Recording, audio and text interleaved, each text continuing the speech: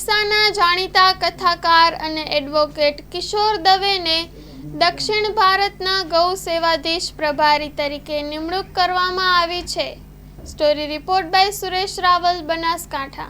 તમે ગાયને માતા બોલો છો ને ગૌ માતા કી જય બોલો છો, નું કારણ શું? એટલે એક છોકરાએ જવાબ આપ્યો કે ગાયનું આપણે દૂધ પીએ છીએ માટે માતા છે। એટલે મેં એમને કહ્યું કે દૂધ તો કોઈ બકરીનું પીતું હોય તો બકરી માતા કહેવાય, કોઈ ઊંટડીનું પીએ તો ઊંટડી માતા કહેવાય, કોઈ ભેંસનું પીએ તો ભેંસ માતા કહેવાય। અને રામદેવ બાબા હમણાં ગધેડીનું દૂધ પીતા હતા તો ગધેડીને માતા કહેવા માંડશે કોઈ? એવું ચાલશે?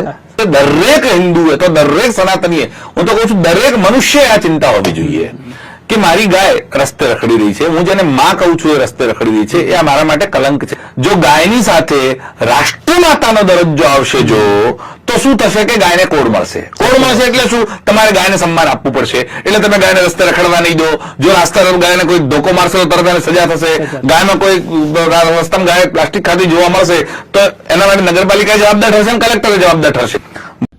વસ્તુતઃ ઘણા લોકોની એવી ભ્રમણા છે કે જે પોષે તે માતા અથવા દૂધ આપે તે માતા, જો એવું જ હોય તો ભેંસ માતાએ બની જાય, તો બકરી માતાએ બની જાય।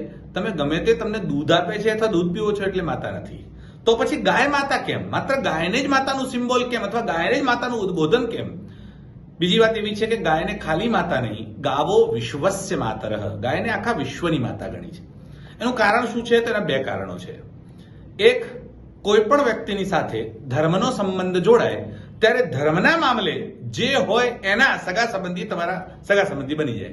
જેમ કે તમે લગ્ન કરો એની પહેલા તમારા સાસુ સસરા એની સાથે તમારો કોઈ સંબંધ નથી, પણ જેવી પત્ની પતિ સાથેનો સંબંધ કરીને ધર્મ પત્ની બને એટલે ધર્મ વચમાં આવ્યો એટલે પતિના મા બાપ એ પત્નીના મા બાપ બની ગયા। કેમ કે ધર્મ વચમાં આવ્યો। એવી રીતે ગાય કોને જન્મ આપે છે? તો ધર્મને જન્મ આપે છે। એટલે અમારે ત્યાં વૃષભ, બળદ એ ધર્મનું સ્વરૂપ છે। બે કથાઓ મળે આપણને કે રાજા પરીક્ષિત જંગલમાં ગયા અને એમણે જોયું કે એક સુંદર જેવો રાજા એ ધર્મના 3 પગ કાપી નાખે છે, ગાય ઊભી છે, થરથર કાપવા લાગી, એમણે સરસંધાન કર્યું, પછી પેલો રાજા આવ્યો અને એના પગે લાગ્યો। તો આ વૃષભ કોણ હતો? તો કે છે વૃષભ એ ધર્મ હતો।